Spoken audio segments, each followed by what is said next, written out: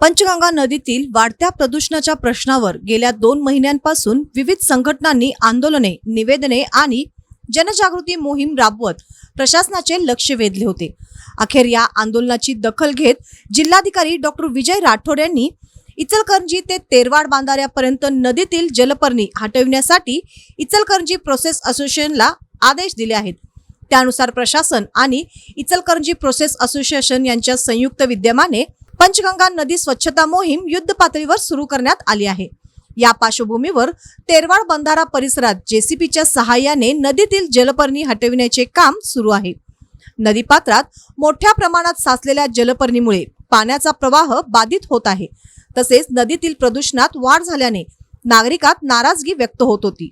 विविध सामाजिक संघटना आणि पर्यावरण प्रेमींनी या संदर्भात सातत्याने आंदोलने छेडली होती। सध्या नदीतील जलपर्णी काढून ती नदीकाठावर आणून टाकण्यात येत आहेत। ही जलपर्णी वाळल्यानंतर जाळून नष्ट करण्यात येणार असल्याचे प्रशासनाकडून सांगण्यात आले आहे। नदीपात्र स्वच्छ झाल्यानंतर पाण्याचा प्रवाह सुरळीत होण्यास मदत होणार आहे। यावेळी पंचगंगा बचाव कृती समितीकडून बंडू पाटील यांनी स्वतःचा ट्रॅक्टर आणि ट्रॉली जलपर्णी वाहतुकीसाठी देत प्रशासनाच्या यंत्रणेला सर्वतोपरी सहकार्य करत प्रत्यक्ष ठिकाणी उपस्थित राहून जलपर्णी हटविण्याच्या कामात मदत करत आहेत। पंचगंगा नदीतील औद्योगिक सांडपाणी, वाढते प्रदूषण आणि जलपर्णीच्या समस्येवर कायमस्वरूपी उपाययोजना कराव्यात अशी मागणी नागरिक, शेतकरी आणि पर्यावरण प्रेमींकडून होत आहे। गेली 2-3 महिन्यापासून आम्ही प्रशासनाला व कलेक्टर साहेबांना जाग आणत होतो। आज प्रशासनाला आता जाग आलेली आहे।